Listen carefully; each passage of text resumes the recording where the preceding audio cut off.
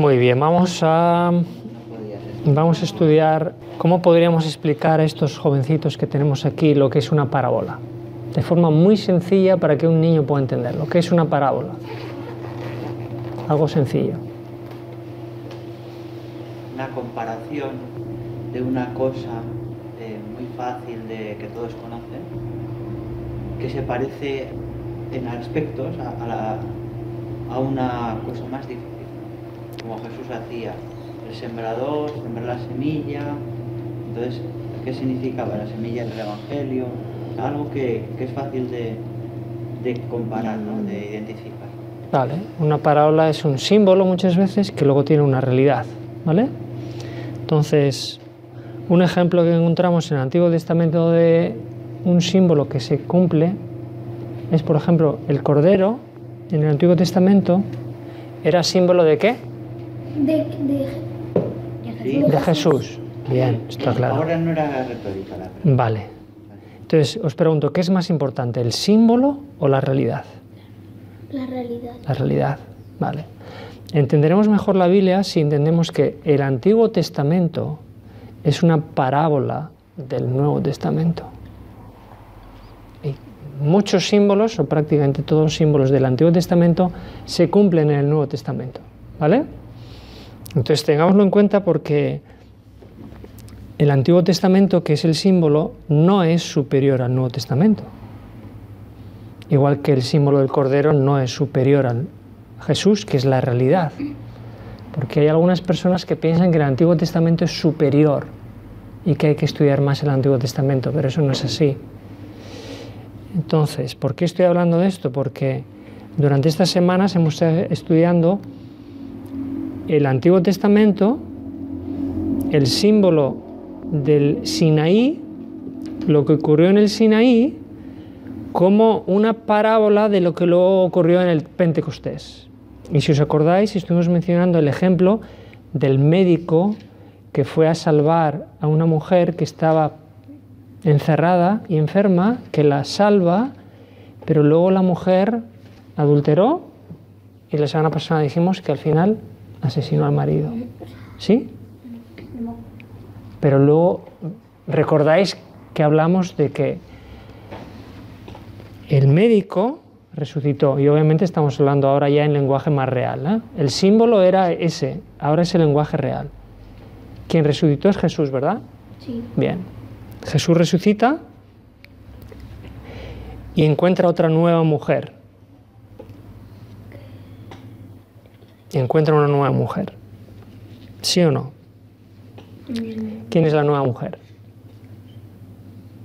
¿Quién va a ser la nueva mujer del Nuevo Testamento? La iglesia cristiana. Exactamente, muy bien, Carlos.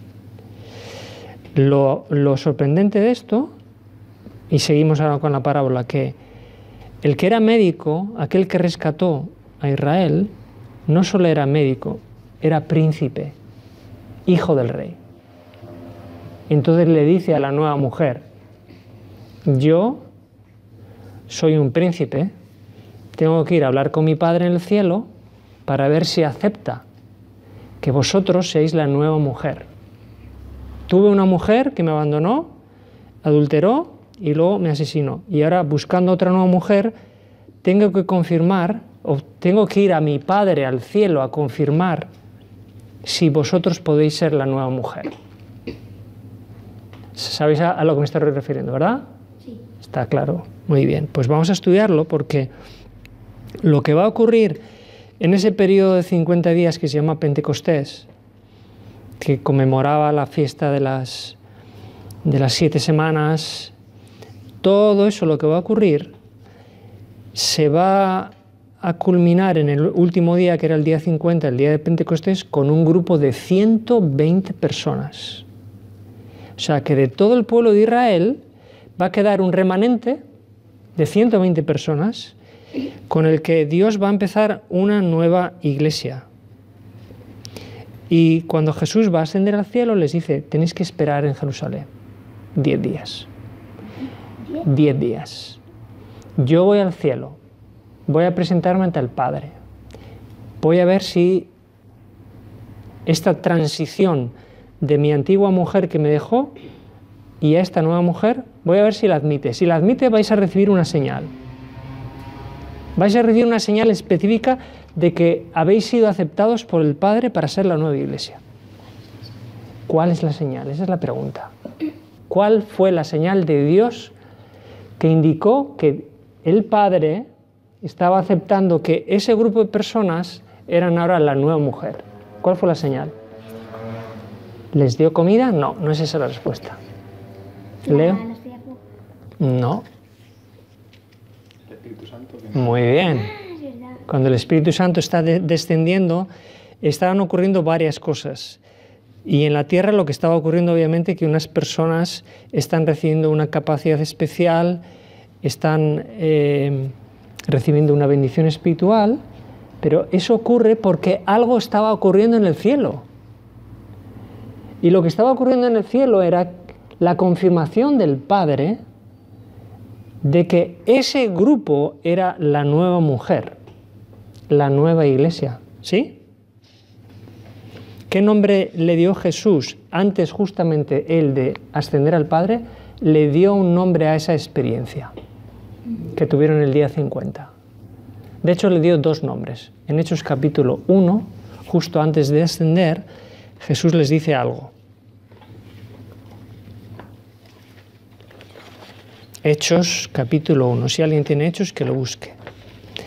Este es un dato que a veces pasa desapercibido. Pero Jesús les dice a sus discípulos en el versículo 4, esperad la promesa del Padre. Fijaros que no es la promesa de Jesús, es la promesa del Padre. Y si leyéramos en Juan 14, ahí en un par de ocasiones Jesús está haciendo referencia a esta promesa y dice, tanto en el versículo 16 como 26, que es el Padre el que iba a enviar el Espíritu Santo. Es el Padre el que envía el Espíritu Santo. ¿Ah, sí? Muy bien. Y la segunda cosa que menciona Jesús, que es lo mismo pero con otras palabras, en Hechos capítulo 1 y versículo 5, dice, y voy a hacer referencia al bautismo del Espíritu. Así que la promesa del Padre y el bautismo del Espíritu son la misma cosa, ¿vale? Muy bien. ¿Qué pasó durante los 10 días siguientes a que Jesús ascendió al cielo? ¿Qué ocurrió con esas 120 personas? Porque lo que ocurrió esos 10 días es imprescindible conocerlo porque de alguna forma eso preparó sus corazones para recibir la promesa del Padre. ¿Alguien tiene alguna pista de lo que dice la Biblia? ¿Qué ocurrió con esos 120 personas? La Biblia dice, Hechos 1, capítulo 14, dice, todos perseveraban en oración y ruego. Todos y todas, porque dice con las Sí, mujeres. sí, incluidas. Y si leyéramos en un acontecimiento posterior, en Hechos 14:32, dice, los que habían creído eran de un corazón y un alma. Ese es el espíritu que nosotros necesitamos. Primero, dice Hechos 1:14, que perseveraban en oración y ruego. Y yo pregunto, ¿nosotros estamos perseverando en oración y ruego? Es una pregunta retórica para que pensemos. Y la segunda pregunta, ¿somos nosotros de un corazón y de un alma?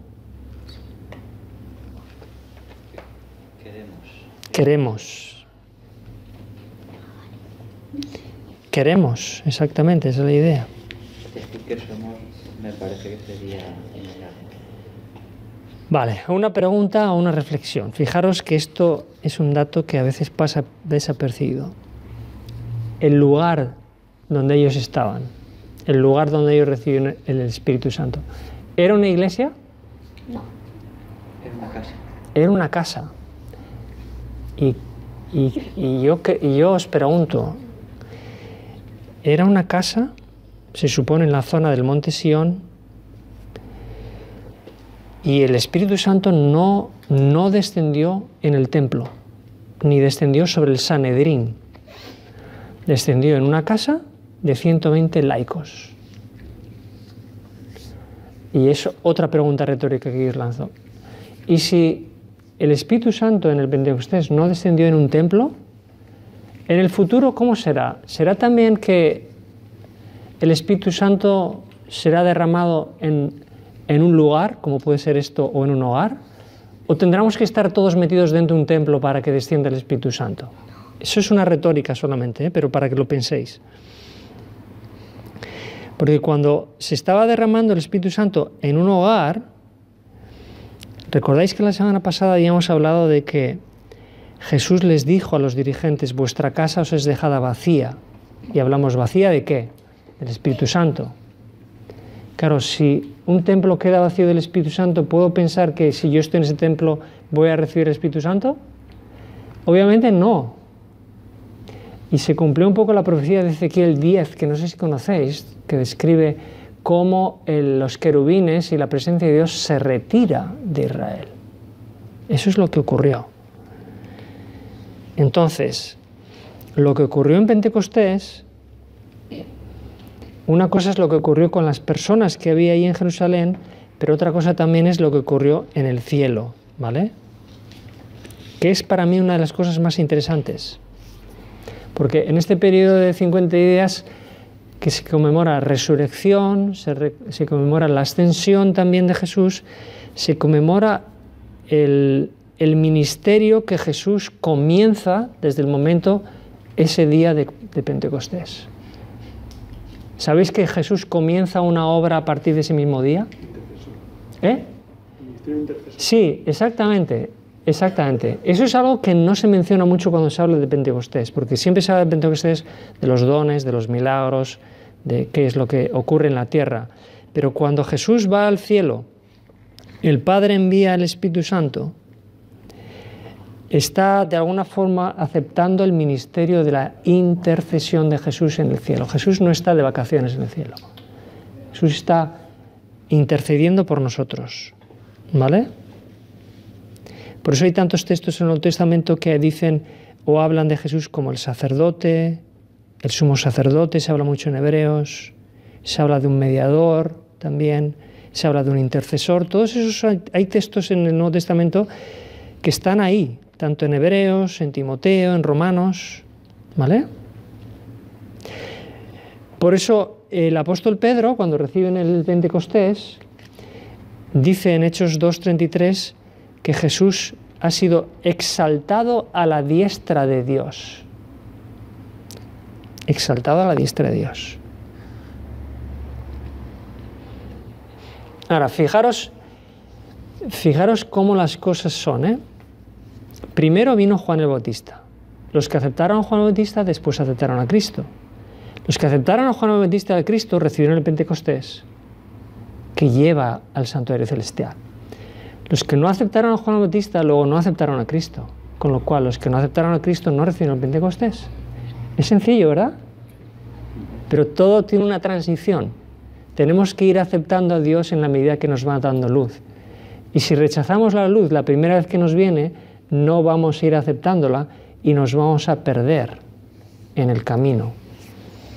Y toda la luz siempre lleva al santuario celestial. Volvemos hacia atrás al Antiguo Testamento. ¿Recordáis el Sinaí? Moisés subió. ¿Qué revelación recibió Moisés en el Sinaí? Del santuario, ¿no? En última instancia, la máxima... Exacto, el santuario y dentro del santuario la ley. La máxima revelación que recibió Moisés fue la del santuario. Y lo que nos lleva al Pentecostés también es al santuario celestial. Dios siempre quiere llevarnos al santuario, que coloquemos la mirada en el cielo, mientras trabajamos en la tierra. Así que cuando está ocurriendo el Pentecostés, se está confirmando que Jesús es el mediador, Jesús, que es el príncipe, el novio, recibe la confirmación del Padre. Esta es ahora tu novia, tu nueva iglesia. Habrá boda, pero de momento no. ¿Sabíais eso?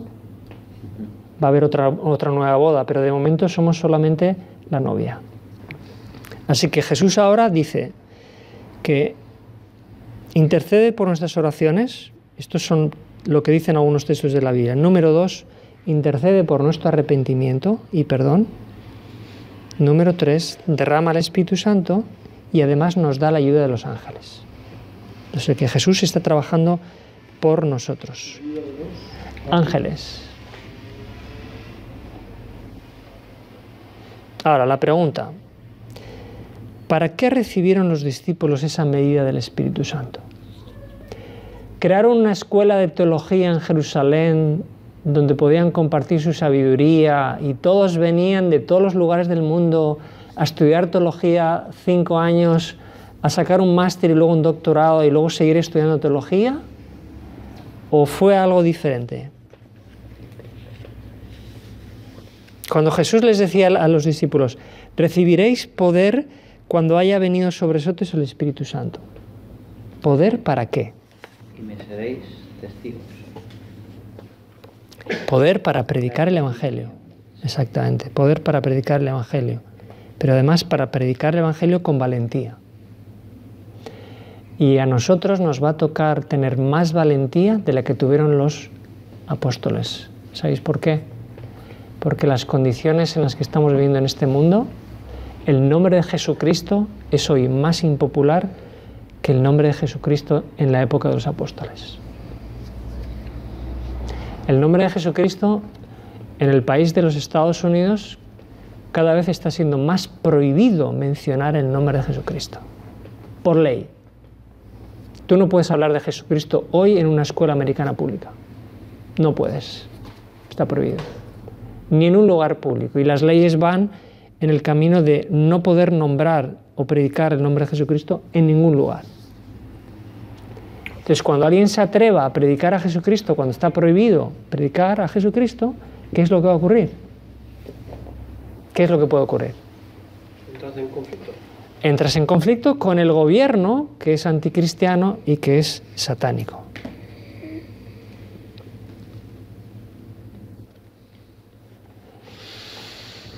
¿Qué actitud tendríamos que tener nosotros hoy para recibir el Espíritu Santo, igual que lo recibieron los apóstoles? Orar. Muy bien. Orar ¿de qué manera hemos leído antes que dice el libro de los Hechos que hay que orar? Hemos leído. Estaban unánimes en la oración, hemos antes mencionado, ¿verdad? ¿Estamos nosotros unánimes en la oración? Yo sí. No, uno no puede estar unánime uno solo. Unánimes. Eso es diferente, eso sí, tener disposición sí, pero que ya estés unánime. No, pero la unanimidad es la unidad en un grupo. Uno puede estar en el espíritu en medio de una montaña y con Dios. La unanimidad es diferente.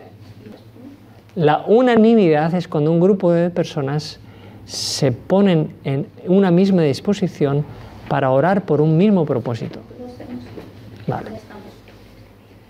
¿Cuál es nuestra unanimidad? ¿Para qué queremos ser unánimes? Os pregunto. Porque si queremos pasar por la experiencia del Pentecostés, tendremos que nosotros también aprender. No queremos un ánimo nuestro, sino el ánimo de Cristo. Esa es la idea. Unánimes en Cristo, no en un consenso nuestro. Esa es la idea más importante, exactamente. No es lo que yo quiera o lo que yo crea, es lo que Dios quiere de nosotros.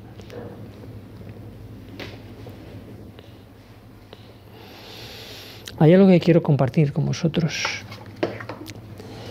para terminar. Es un esquema que a lo largo de los últimos meses he estado reflexionando sobre este esquemita que quiero que repartáis y que os lo guardéis para que veáis cuántas similaridades existen entre la experiencia del Sinaí, que dio origen al pueblo de Dios Israel, con la experiencia del Pentecostés, que dio origen a la iglesia cristiana. Y fijaros cuántas cosas coinciden. Es solo un borrador, pero para que os hagáis una idea, que la experiencia del Pentecostés es la realidad de la parábola del Sinaí. En el Sinaí comienza el pueblo de Israel, pero que es un pueblo local, porque es una nación, pero en la realidad de la parábola que es la Iglesia cristiana, es una nación universal, lo cual nunca llegó a ser Israel. Y nosotros queremos formar parte de esa nación universal. Nosotros tendremos que pasar primero por un Pentecostés personal o lluvia temprana y luego pasar por un Pentecostés grupal. Generalmente el Pentecostés personal uno lo lleva a través del Espíritu con Dios de forma personal, individual, que suele concluir con un bautismo, pero ese es solo el primer Pentecostés personal, luego viene el grupal. Este Pentecostés de Jerusalén fue el Pentecostés en grupo y es la referencia que Dios nos ha dejado si nosotros queremos llegar a pasar por el Pentecostés final, que ocurrirá antes de que Cristo vuelva a la tierra. Pregunto, ¿queréis vosotros pasar por ese Pentecostés final? Sí. Sí. ¿Sí? Hay que pasar primero por uno personal. Y después de haber pasado el personal, o la lluvia temprana, hay que pasar por la lluvia tardía o el Pentecostés final. Y hay que entender bien lo que ocurrió entonces con los apóstoles para que también pueda ocurrir con nosotros.